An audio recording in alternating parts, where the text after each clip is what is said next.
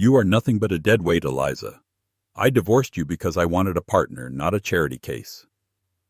Those words echoed across the marble floors of the Grand Hyatt, silencing the room. Eliza stood frozen, clutching a tray of champagne, while the woman she once loved, Sarah, looked at her with pure disgust. Everyone was watching. The humiliation burned hotter than fire. At that moment, Eliza felt like her life was over. She was broke, single, and serving drinks to the elite who looked right through her. But she didn't know that just 3 hours later the tables wouldn't just turn, they would shatter. She wouldn't be serving the champagne anymore. She'd be drinking the world's most expensive vintage on a super yacht, holding the fate of her ex-wife's career in the palm of her hand. This is the story of how quickly karma strikes. The air inside the Obsidian Ballroom smelled of expensive perfume and old money. It was the annual Titans Gala in New York City, a networking event where a single handshake could be worth $50 million. For Eliza Vance, however, it smelled like anxiety and minimum wage. Eliza adjusted her black vest, which was a size too big, and balanced the silver tray of crystal flutes. 2 years ago, Eliza had been an up-and-coming art curator in Soho. She had a gallery, a reputation, and a wife she adored. Then came the fire that, uninsured, destroyed her inventory, followed by the bankruptcy, and finally, the divorce papers. She moved through the crowd, invisible. That was the rule of catering. Be efficient. Be silent. Be invisible. "Excuse me, server. You missed a spot." The voice was sharp, familiar, and cold enough to freeze the blood in Eliza's veins. She turned slowly. Standing there, draped in a crimson Versace gown that cost more than Eliza's car, was Sarah, her ex-wife. Sarah looked impeccable. Her blonde hair was swept up in a chignon, diamonds glistening at her throat. Beside her stood a man Eliza recognized from the tabloids, Marcus Thorne, a venture capitalist known for buying companies and stripping them for parts. "Sarah," Eliza whispered, her grip tightening on the tray. Sarah's eyes widened for a fraction of a second, registering shock before narrowing into a look of absolute pity. She laughed, a dry, humorless sound. "Eliza, oh my God, I heard things were bad, but catering? Really?" Marcus Thorne looked between them, swirling his scotch. "You know the help, babe."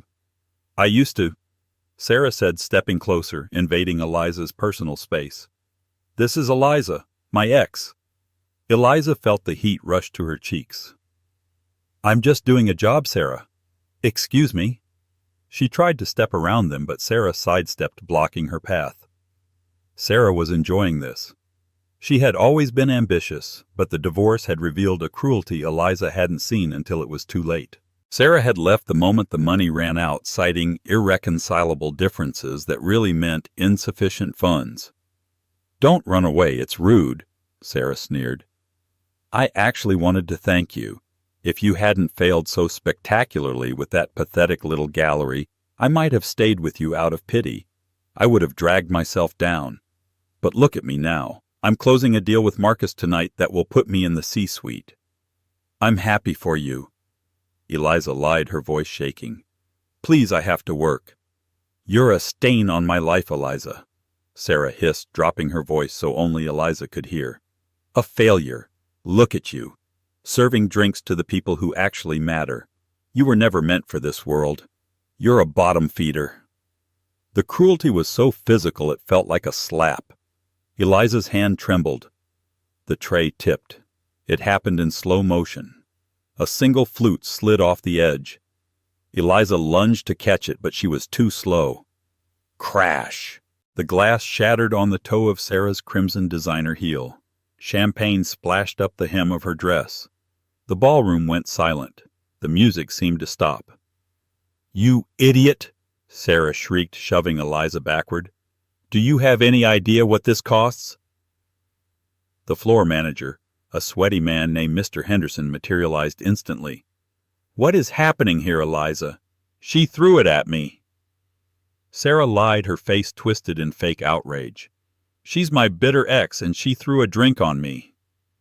"I didn't," Eliza pleaded, looking at Marcus, looking at the crowd. "It slipped. She pushed me." "Get out!" Henderson barked, grabbing Eliza by the arm. "You're done. You're fired. Get your things and get out of my hotel before I call security." "But I need this shift," Eliza begged, tears finally spilling over. "Please, my rent is due tomorrow." Sarah smirked, dabbing at her dress with a napkin. "Maybe you can sell some of your art on the sidewalk, Eliza. Go on, leave."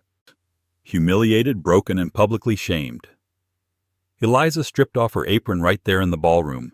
She dropped it on the floor, turned her back on the laughing crowd, and ran. Eliza walked for 40 minutes, her feet blistering in the cheap black work shoes. It was November in New York, and the wind off the Hudson River cut through her thin white button-down shirt. She didn't have money for a cab, and she couldn't bear the subway crowds. She found herself walking along the Chelsea piers, aiming for a park bench near the marina where she could sit and cry in peace. The water was dark and choppy, reflecting the lights of the skyscrapers, the buildings where people like Sarah lived. Eliza sat on a cold concrete bench, putting her head in her hands. A failure. The word looped in her mind. A bottom feeder. "Damn it, useless piece of junk!" The shout startled her. Eliza looked up. About 50 feet away, at the end of a private docking slip, a man was kicking the tire of a golf cart used to transport luggage down the long pier. He was older, perhaps in his late 60s, with shock-white hair and a thick gray beard. He wore a heavy fisherman's sweater and faded jeans. He looked like a boat mechanic having a bad night. He was wrestling with several heavy crate boxes stacked on the cart, which seemed to be stuck in a pothole in the pier's pavement. One of the crates was tipping dangerously. Eliza wiped her eyes.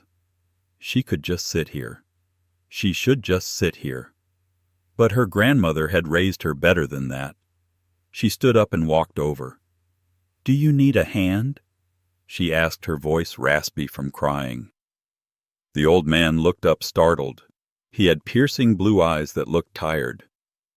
"This blasted wheel is caught, and these crates weigh a ton. I'm trying to get them to the end of the slip before the ice melts. It's fresh seafood." "Let me help," Eliza said. She didn't wait for permission. She wedged her shoulder under the lip of the top crate to stabilize it. "On 3 you pull the cart and I'll lift the weight off the wheel." "You sure, miss?" "You look like you've had a hell of a night," the man grunted. "You have no idea." Eliza managed a weak smile. 1, 2, 3. She heaved upward. The crate was incredibly heavy ice and shellfish. The old man yanked the handle. The cart popped free of the pothole. "Ha!" The man clapped his hands. "Good form. You've lifted heavy inventory before." "Used to own an art gallery," Eliza said, rubbing her shoulder. "Moving sculptures is harder than it looks." "Art gallery, huh?" The man looked at her catering uniform, the black slacks, the white shirt. "Hard times." "Something like that," Eliza said, looking out at the water. "I just got fired. Apparently I'm a failure and a stain." The man stopped pushing the cart and leaned against it. He pulled a silver flask from his back pocket. "Sounds like a story. I'm Leo, by the way." "Eliza." "Well, Eliza, I'm heading down to that vessel there." He pointed to the end of the long pier. It was hard to see in the dark, but the silhouette was massive. "I need to get these ingredients to the galley. My sous chef quit on me 20 minutes ago. Walk with me.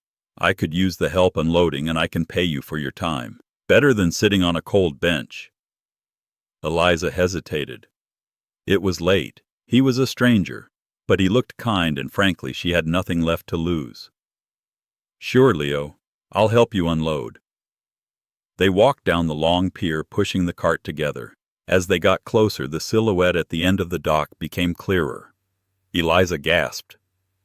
It wasn't a boat. It was a floating palace. It was a super yacht, easily 200 feet long, gleaming white under the marina lights. The name on the back was written in illuminated gold script, "The Vengeance." You work on this?" Eliza asked, eyes wide. "I do," Leo grunted. "I run the kitchen. The owner is a very particular man. He's hosting a dinner tonight. A very important business acquisition. The type of dinner where if the steak is tough, the deal dies. They reached the gangway. Two large security guards in suits stepped forward, but Leo waved them off. She's with me, helping with the load-in.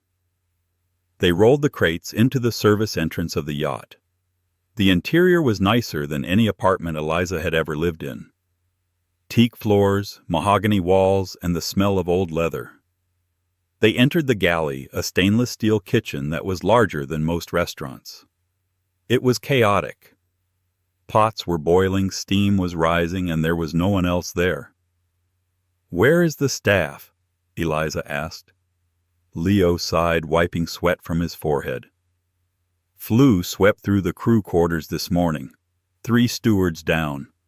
Then my sous chef walked out because of the stress. It's just me tonight, and I'm running about an hour behind." He opened one of the crates Eliza had helped move. It was full of massive, live king crabs. Leo looked at the clock on the wall, then at the crabs, and panic flashed in his eyes. "I'm not going to make it. The first course is supposed to go out in 30 minutes. The boss is going to skin me alive." Eliza looked at the chaotic kitchen. She saw the unchopped vegetables, the unreduced sauces, and the panic in the old man's eyes. She remembered the adrenaline of her gallery openings, the chaos she used to manage perfectly. She took a deep breath. She took off her blazer, rolled up the sleeves of her white shirt, and washed her hands at the sink. "Leo," she said, her voice firm, the tremble gone. "Do you have an extra apron?" Leo looked at her confused. "What? I didn't just move sculptures," Eliza said, grabbing a knife and testing the edge. "I put myself through art school working the line at Le Bernardin. I know how to break down a crab." She looked him in the eye. "You helped me feel useful when I felt like trash. Let me help you get this dinner out." Leo stared at her for a second, then a grin split his beard. He tossed her a white apron. "You're hired, Eliza. Don't screw this up. The man upstairs is a billionaire, and he's in a foul mood." Eliza tied the apron tight. "Let's cook." The galley of the Vengeance was a blur of motion. For the next hour, Eliza Vance didn't think about Sarah, the divorce, or the humiliation at the hotel. She thought about temperature, texture, and timing. "Reduction," Leo barked from the stove. "Ready," Eliza replied, sliding a copper saucepan across the stainless steel island. The sauce was a velvet-smooth saffron and butter emulsion she had whipped up to pair with the king crab. Leo dipped a spoon and tasted it, and his eyes widened. He looked at her, then back at the sauce. "You added tarragon." "Just a pinch," Eliza said, wiping her hands on her apron, "to cut the richness of the butter. If the guests are talking business, you don't want them falling asleep from a heavy meal." Leo grunted a sound that was clearly approval. "Kid, you didn't just work the line. You have a palate." They fell into a rhythm. It was a dance Eliza hadn't performed in years, but her muscle memory was perfect. While Leo seared the Wagyu beef for the main course, Eliza plated the appetizers. She arranged the crab meat with the precision of a jeweler, garnishing it with microgreens and edible gold leaf she found in the pantry. "Service?" Leo called out. Eliza stepped back. The plates looked like art. "We have a problem, though," Leo said, his face falling as he wiped his brow. "I can cook and you can cook, but who brings it up? My stewards are all quarantined in their cabins below deck. I can't leave the Wagyu on the heat, and you—" He looked at her catering outfit. It was stained with dishwater and slightly rumpled. "I can't go up there." Eliza shook her head quickly. "Leo, I'm hiding from the world. I just want to help you cook and leave." "The boss isn't just hungry, Eliza. He expects presentation," Leo stressed. "If I don't get this food to the upper deck in 3 minutes, the quality drops. The boss, he's a good man, but he is a perfectionist. He notices everything." Suddenly, the intercom on the wall buzzed. A deep, smooth voice filled the kitchen. It wasn't angry, but it commanded authority. "Leo, my guests are arriving in 5 minutes. Is the amuse-bouche ready, and where is my staff?" Leo hit the button, his hand shaking slightly. "Yes, Mr. Caldwell. Food is ready. Staff is indisposed. I'm working on a solution. A solution? The voice cooled by 10 degrees. I'll come down. The intercom clicked off. Leo turned to Eliza, his face pale. He's coming down. Who is Mr. Caldwell? Eliza asked, untying her apron. Maybe I should leave out the back. Ethan Caldwell, Leo whispered. Technology magnate, defense contractor, worth about $40 billion, and he hates excuses. Eliza froze. She knew the name. Everyone knew the name. Ethan Caldwell was the Iron Wolf of Wall Street. He was elusive, dangerous, and brilliantly smart. And apparently he was about to walk through the door.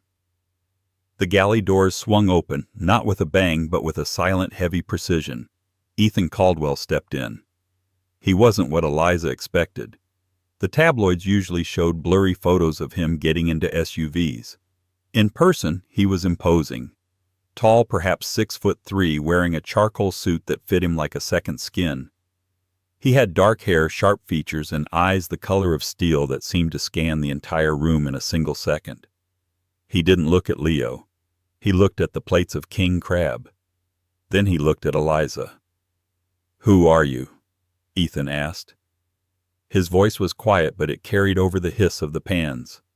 Eliza straightened her spine. She remembered what her father told her. Never flinch before wealth. They smell fear like sharks. "I'm Eliza," she said clearly. "I was helping Leo load the supplies. He was short-staffed, so I stayed to help prep." Ethan walked over to the island. He picked up a fork and tried a small bite of the crab with Eliza's saffron sauce. He chewed slowly, his face unreadable. The silence stretched for an agonizing 10 seconds. Finally, he set the fork down. He looked at Leo. "You didn't make this sauce, Leo. You used too much butter. This is balanced." Leo pointed a thumb at Eliza. "She did, sir. She's got a gift. Used to own a gallery, knows presentation." Ethan turned his full attention to Eliza. He stepped closer, invading her space just enough to be intimidating. He smelled of sandalwood and rain. "You're a chef?" he asked. "I was an art curator," Eliza corrected. "Cooking was how I paid for my degree. Tonight I'm just a pair of hands." "Why?" Ethan asked, tilting his head. "Why is an art curator loading crates on a dock at 9:00 p.m.? "Because I had a bad night," Eliza said, her chin lifting defiantly. "And Leo needed help. Now if you'll excuse me, I should go." "No," Ethan said. It wasn't a request. He looked her up and down, analyzing her. "My stewards are sick. I have 2 guests arriving, people I intend to crush in a negotiation, but they need to be buttered up first. Leo belongs in the kitchen. I need someone who can walk, talk, and pour wine without shaking. You have poise." "I was fired as a waitress 3 hours ago," Eliza blurted out. "I dropped a tray." Ethan's lips quirked into a ghost of a smile. "Gravity is a harsh mistress. I don't care about 3 hours ago. I care about right now. I need a server. I will pay you $5,000 for 2 hours of work." Eliza's breath hitched. $5,000. That was rent.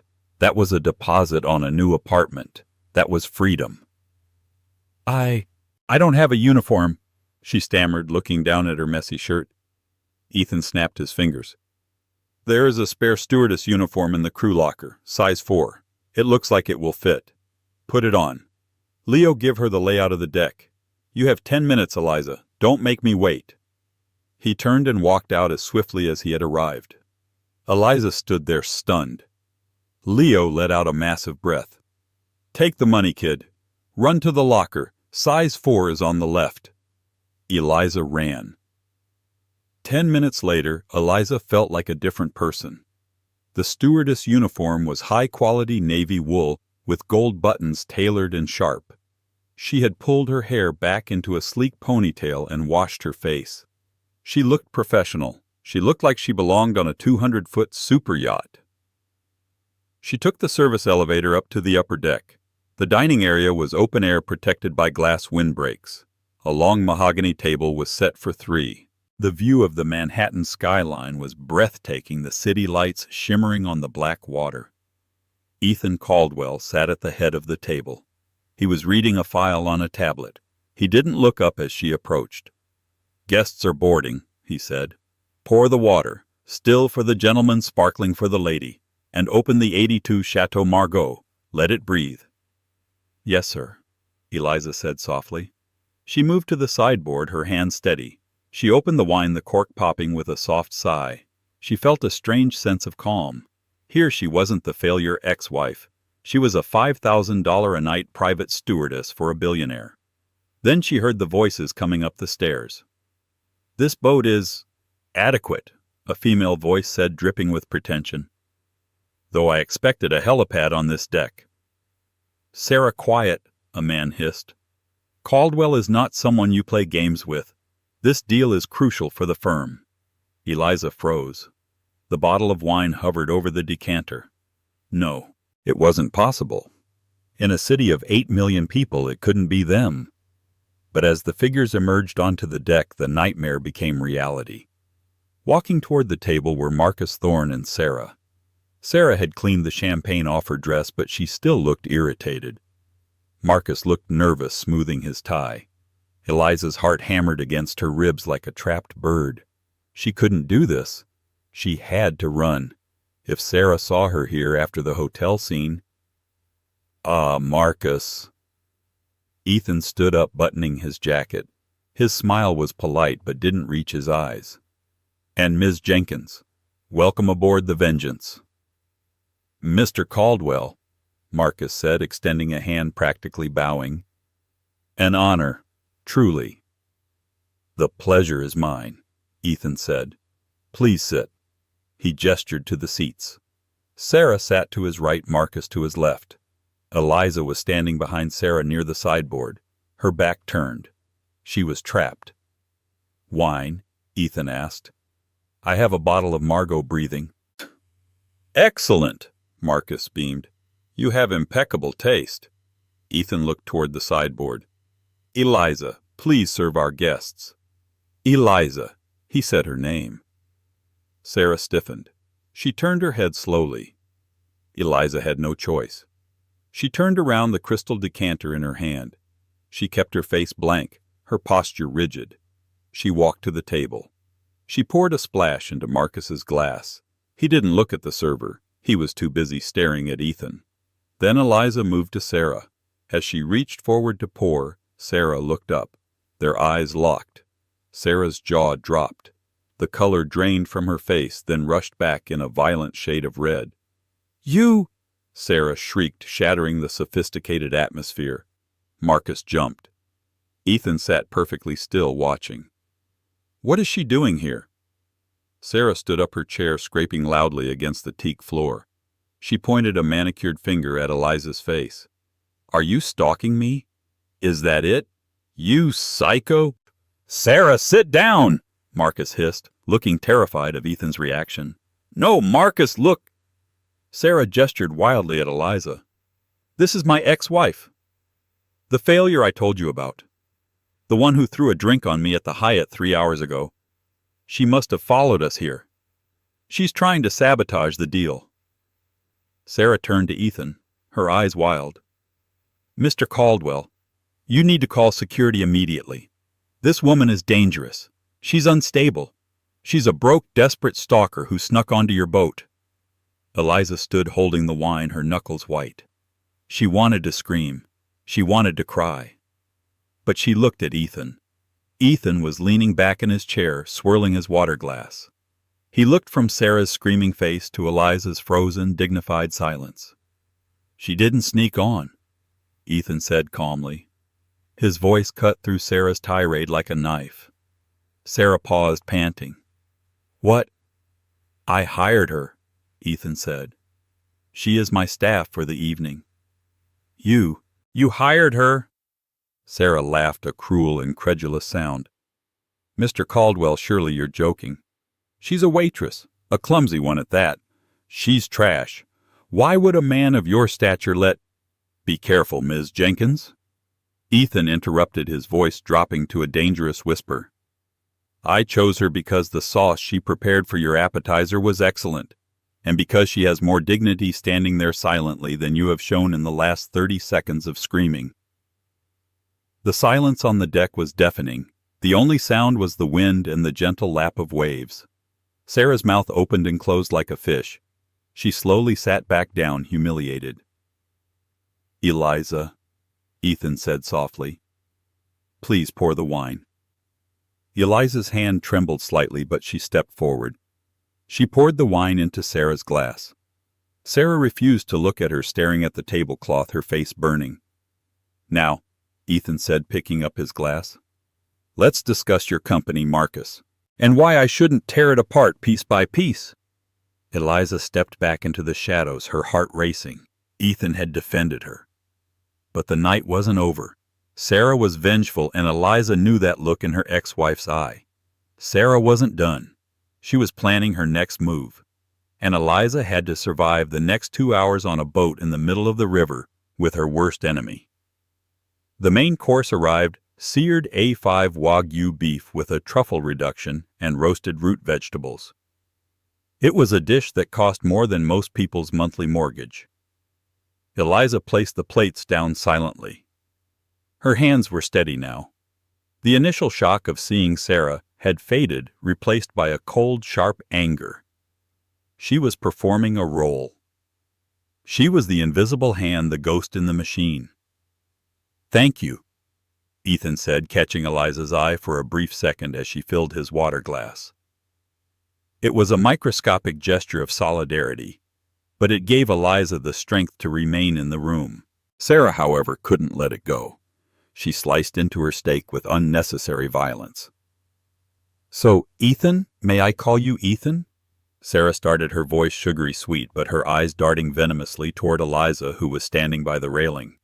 I assume you perform background checks on your staff. It's just concerning to see her handling food. My ex-wife has a history of instability. That's why the gallery burned down, you know. Insurance fraud. Eliza gasped. It was a lie. A blatant, horrific lie. The fire had been an electrical fault in the neighboring building, and the insurance company had denied the claim on a technicality that Sarah had overlooked in the paperwork. Is that so? Ethan asked, chewing slowly. He didn't look at Sarah. He looked at the painting hanging on the teak wall behind Marcus. Oh, absolutely, Sarah continued, emboldened by his silence. She's desperate for money. I'd check your silverware before she leaves. Marcus laughed nervously. Sarah, please.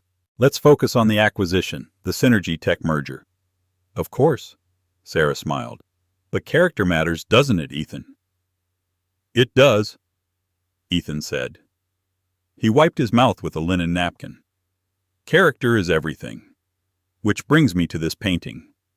He gestured to the canvas behind Marcus. It was a large, abstract piece, swirls of violent red and black. Marcus, Sarah, Ethan said, leaning forward. I'm a collector. I bought this piece last week for $3 million. I'm told it's an early work by the abstract expressionist Mark Rothko. Before we sign the deal for your company, tell me what you think of it. I want to know if our aesthetic values align. Marcus squinted at the painting, sweating. He knew nothing about art. It's powerful. The red speaks to aggression, dominance, like our business strategy. Very good. Ethan nodded. He turned to Sarah. And you, Ms. Jenkins, you were married to a curator. You must have picked up some knowledge. Sarah smirked, taking a sip of the Margot. She glanced at the painting with feigned expertise. It's magnificent. The layering is distinct. It represents the chaos of the market controlled by the artist's vision. It's definitely a masterpiece. A bold investment, just like buying Marcus's firm. Ethan nodded slowly. A masterpiece. I see. He turned his head slightly. Eliza. Sarah rolled her eyes. Oh, please, don't ask the help. Eliza. Ethan repeated, his voice firm. You ran a gallery in Soho. You studied at the Sorbonne before you dropped out to support your wife. Come here. Look at this." Eliza stepped forward. She refused to look at Sarah. She looked at the canvas. She studied the brushstrokes, the signature in the corner, the texture of the paint. The silence stretched. The wind whistled through the glass partitions. "Well," Sarah snapped, "tell him it's pretty so we can get back to business." "It's a fake," Eliza said quietly. Marcus choked on his wine. Sarah slammed her fork down. "How dare you? You are just trying to embarrass me. You're jealous." "It's a fake," Eliza repeated, her voice gaining strength. She looked at Ethan. "Rothko worked with thin layers of glaze to create luminosity. This is heavy acrylic slapped on with a palette knife. The texture is wrong. And the signature Rothko signed the back of his canvases during this period, not the front. This is a student's imitation. A bad one." She turned to Sarah. "And for the record, the gallery didn't burn down because of fraud. It burned down because you forgot to pay the premium on the insurance policy 3 months in a row, Sarah.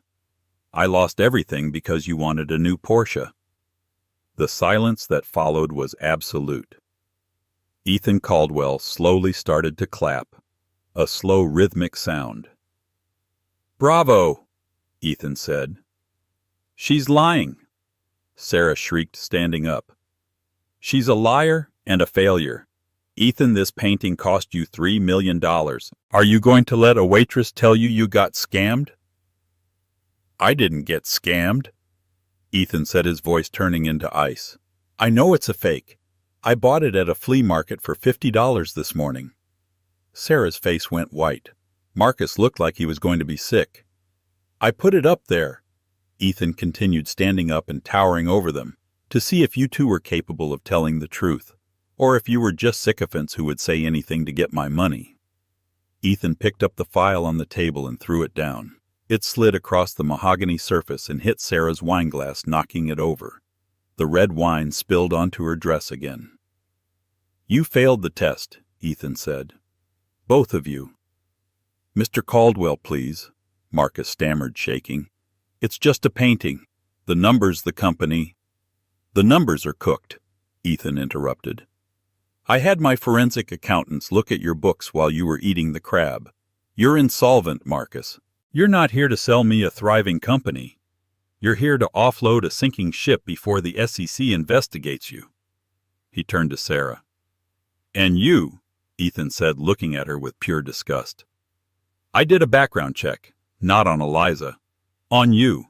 I know about the gallery. I know you drained the business accounts to fund your lifestyle before the fire. I know you left your wife with nothing." Sarah was trembling, tears of rage and fear streaming down her face. You can't prove that." "I don't need to prove it in court," Ethan said. "I just need to prove it to myself. I don't do business with vultures." He pressed the intercom button. "Security. Escort Mr. Thorne and Ms. Jenkins off my vessel. Immediately." "You can't do this," Sarah screamed, lunging toward the table. "Do you know who I am? I will ruin you." 2 large men in black suits appeared from the stairwell. They grabbed Marcus and Sarah by the arms. "Get off me!" Sarah shrieked, kicking and flailing. She looked at Eliza one last time. Eliza was standing tall, her hands clasped behind her back, watching the woman who had tormented her be dragged away. "You're nothing, Eliza!" Sarah screamed as she was hauled toward the exit. "You're nothing!" "She is the only person on this deck with any integrity," Ethan said, his voice booming. "Get them off my ship." The security guards dragged them down the stairs. Their protests faded into the night air, leaving only the sound of the churning Hudson River. The silence that descended upon the upper deck of the Vengeance was heavy, but it wasn't empty. It was the kind of silence that follows a violent thunderstorm. The air felt scrubbed clean, charged with ozone and the sudden jarring absence of noise. Ethan Caldwell stood by the railing, his back to the dining table. He watched the dark water of the Hudson River churning below the white foam illuminated by the yacht's underwater lights. The two security guards had vanished as quickly and silently as they had arrived, taking the screaming, thrashing remnants of Eliza's past with them. Eliza remained standing near the sideboard, her hands gripping the edge of the mahogany wood so hard her knuckles had turned the color of bone. Her breath came in shallow, jagged gasps. The adrenaline that had sustained her through the confrontation was draining away, leaving behind a physical trembling that started in her knees and worked its way up to her fingertips. She stared at the empty chairs. A minute ago, Sarah had been there. Sarah who had haunted her nightmares for 2 years. Sarah who had taken her gallery, her confidence, and her dignity. Sarah was gone. Ethan turned around slowly. The Iron Wolf persona, the terrifying billionaire who could dissolve companies with a phone call, seemed to evaporate. In his place stood a man who just looked incredibly tired. He rubbed a hand over his face, sighing deeply. "I apologize," he said, his voice low and raspy, stripped of its command. "I despise theatrics. It's a waste of energy. But sometimes when the infection is deep, you have to cut it out aggressively." He looked at Eliza. He really looked at her, not as a server or a temporary hire, but as a human being standing in the wreckage of a very difficult moment. "Are you all right?" he asked. Eliza opened her mouth to say, "Yes, sir," the automatic response of the service industry, but the words died in her throat. She wasn't all right. She was shattered, vindicated, confused, and terrified all at once. I don't know," she whispered honestly. "My legs feel like they might give out." Ethan nodded at the table. "Then sit, please." "Sir, I'm the staff," Eliza protested weakly, though her grip on the sideboard was slipping. "I can't sit at the owner's table. Leo would have a heart attack." "Leo is currently in the galley trying to salvage a soufflé," Ethan said, a ghost of a smile touching his lips. "And as the owner of this vessel, I am telling you to sit down. That is not a request, Eliza. You look like you're about to faint." He walked over to the table and pulled out the chair, the one Sarah had occupied. He gestured to it. Eliza hesitated for a heartbeat longer. Then her legs made the decision for her. She walked forward and sank into the chair. The leather was soft, still warm. It felt surreal. A few hours ago she had been standing on aching feet in cheap shoes at the Hyatt. Now she was seated at a table that likely cost more than her parents' house, surrounded by crystal and the soft glow of candlelight. Ethan sat opposite her. He didn't call for the stewards. He reached for the bottle of 1982 Chateau Margaux himself. He poured a generous amount into a fresh glass and slid it across the white tablecloth toward her. "Drink," he commanded gently. "It helps. Trust me." Eliza picked up the glass. Her hand shook, causing the crimson liquid to dance against the crystal. She brought it to her lips and took a sip. It was complex notes of blackcurrant violets and a smoky oak finish that seemed to warm her chest instantly. It was the taste of a life she used to know, a life she thought was gone forever. "Thank you," she said, her voice steadying. Ethan watched her for a moment, sipping his own wine. "You held your ground," he observed quietly. "Most people crumble when Sarah Jenkins starts screaming. I've seen CEOs wither under that kind of social assault. You didn't flinch." "I flinched on the inside," Eliza admitted, looking into her wine. "But I realized something when she started yelling." "What's that?" "That she's small," Eliza said, looking up to meet his steel-gray eyes. "For 2 years she's been this giant monster in my head, the person who ruined me. But tonight, seeing her try to bluff you, seeing her panic, she's just a small, greedy person. And I'm done being afraid of her." Ethan nodded slowly, appreciation dawning on his face. "Clarity. It's a powerful drug. It usually costs a lot more than tuition to learn that lesson." He leaned back, swirling his glass. "You were right about the painting, by the way. Obviously." Eliza glanced at the fake Rothko hanging on the wall. "It was bold." hanging a forgery right in front of a venture capitalist. I needed a litmus test, Ethan explained. I've been looking to acquire Marcus's firm for months. The numbers looked good on the surface, too good. My analysts were split. Half said buy, half said run. I needed to know what kind of men ran the operation. So I bought that monstrosity at a flea market in Brooklyn this morning for $50. I had the frame rushed. He chuckled darkly. I figured if they were honest, they'd tell me it was garbage. If they were sycophants, they'd call it a masterpiece. You saw what happened. They didn't just call it a masterpiece. Eliza said, a small smile tugging at the corner of her mouth. Sarah gave a critique on the layering. Which is why I threw them off my boat. Ethan said, his expression hardening. I can handle incompetence. I can handle greed. I cannot handle people who will lie to my face to get what they want. In my world, Eliza, that kind of person is a liability, a ticking time bomb. He paused, studying her. The wind whipped a strand of dark hair across Eliza's face, and she tucked it behind her ear. And that brings me to you, Ethan said. Eliza stiffened. Sir, about the tray at the Hyatt. I know Sarah said I threw it, but I swear. I know. Ethan interrupted, waving a hand dismissively. I told you I made calls. I had the security footage from the Hyatt pulled and sent to my phone while you were plating the appetizers. I saw her trip you.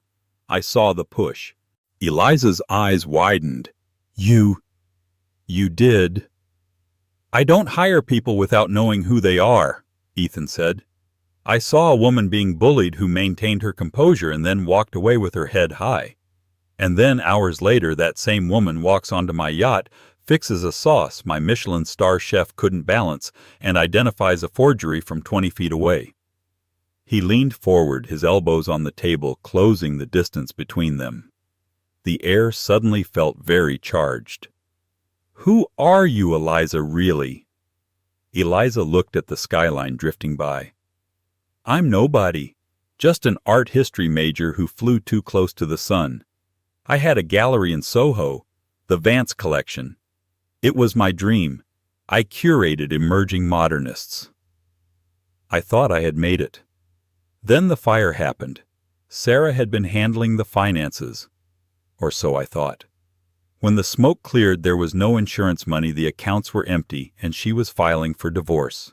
I've spent the last 24 months waiting tables and sleeping on a friend's couch. She looked back at him. I'm just someone trying to survive. Survival is a talent, Ethan murmured. But you have more than that.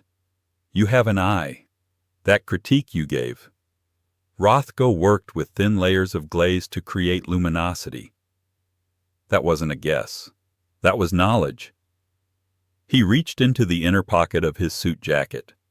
For a second, Eliza thought he was reaching for a wallet to pay her the $5,000 he had promised. She was ready to take it and run. Instead, he pulled out a sleek leather-bound folder. He placed it on the table between them next to the candlelight. I have a problem, Eliza, Ethan said, tapping the folder, and I think you might be the solution. I'm not sure I can help you with corporate acquisitions, Eliza said warily. Not that, Ethan smiled. This is a passion project, something I've been building in secret for 5 years. He flipped the folder open. Eliza leaned in. It wasn't a business contract, it was a set of architectural blueprints. They were stunning renderings of a massive light-filled space with high ceilings, industrial beams, and glass walls. The Tribeca Sanctum, Ethan said. I own the building. It's an old textile factory I've gutted and restored. My private collection is substantial. Warhol's Basquiat's, 2 genuine Rothkos, a Vermeer on loan. I want to open it to the public as a nonprofit museum and foundation for young artists. Eliza stared at the blueprints. It was beautiful. It was the kind of space every curator dreamed of. It's magnificent, she breathed. It is, Ethan agreed. But a building is just a shell. I need a soul. I've interviewed 12 curators in the last month. They were all like Sarah. They walked in and talked about the valuation of the collection. They talked about ticket prices, gala events, and how to monetize the gift shop. Not one of them stood in front of the art and talked about the paint. He looked at her intensely. You didn't care about my money tonight. You cared that the sauce had too much butter. You cared that the painting was a lie. You have integrity, Eliza, and you know art. Eliza felt her heart hammering against her ribs louder than the waves. What are you saying? I'm saying I don't want a manager. I want a visionary, Ethan said. I'm offering you the position of head curator for the Sanctum Foundation. The world seemed to stop spinning. Eliza blinked, sure she had misheard. Mr. Caldwell, I'm a waitress. I was fired for dropping a tray 3 hours ago. You can't be serious. I am always serious, Ethan said. The salary is $250,000 a year. It comes with a corporate apartment in the building, the penthouse loft actually, since I need someone on site for security reasons. Full benefits, and an unlimited acquisition budget for new artists subject to my final approval. Eliza sat frozen. $250,000. It was enough to pay off her debts in a month. It was enough to start over. It was enough to never ever be afraid of someone like Sarah again. Why, she whispered, tears pricking her eyes. You don't even know me. I know enough, Ethan said softly. I know that you saved my dinner. I know you saved me from a bad deal. And I know that when you looked at that fake painting, you were offended on behalf of the artist. That matters to me. He pulled a fountain pen from his pocket, a heavy black Mont Blanc, and set it on the contract inside the folder. Sarah called you a failure, Ethan said, his voice firm. But looking at you now, I don't see a failure. I see a survivor who just needs a clean canvas. This is the canvas, Eliza. Paint something new. Eliza looked at the pen. She looked at the blueprints. She thought about the cold bench at the pier, the despair that had almost swallowed her whole. Then she looked at Ethan, a man who had everything but had chosen to see her when she was invisible. She reached out. Her hand was steady now. She picked up the pen. The weight of it felt good. It felt like authority. She signed her name at the bottom of the page. Eliza Vance. The ink was dark and permanent. Done, she said, looking up.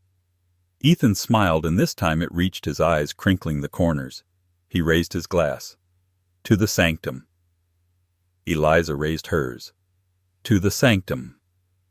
They clinked glasses, the crystal singing a clear, pure note into the night air. One condition, Eliza said, taking a sip and feeling the warmth spread through her.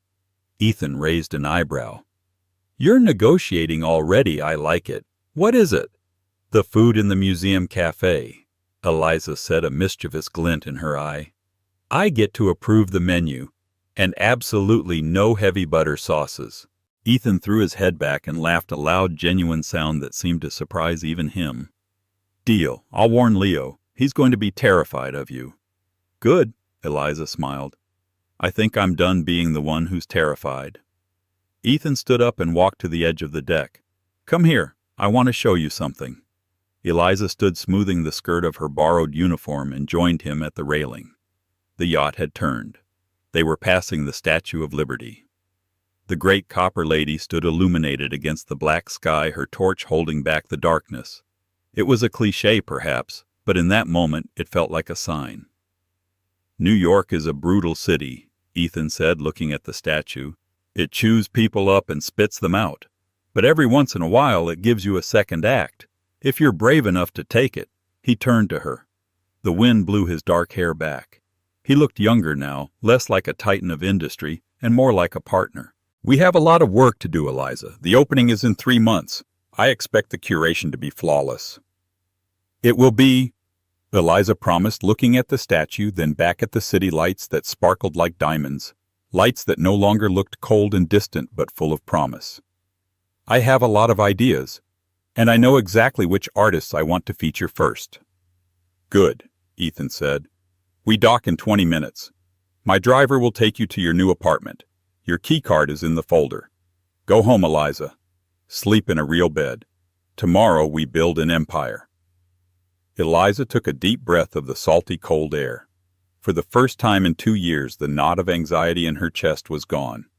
She wasn't just a waitress. She wasn't just an ex-wife.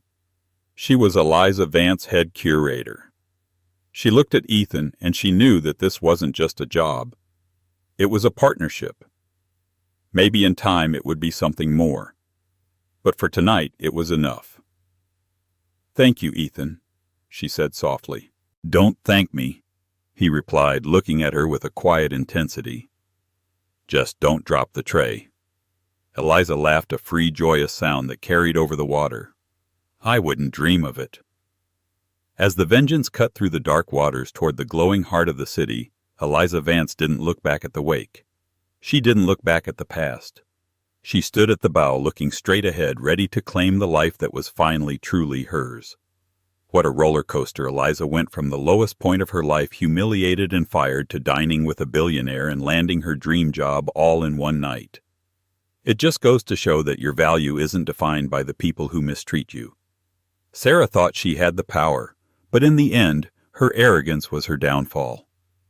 Karma doesn't always happen instantly, but when it does, it strikes hard. If you love this story of justice and redemption, please hit that like button. It really helps the channel. And don't forget to subscribe and ring the bell so you never miss a new story. What would you have done if you were in Eliza's shoes? Let me know in the comments below. Thanks for watching, and see you in the next video.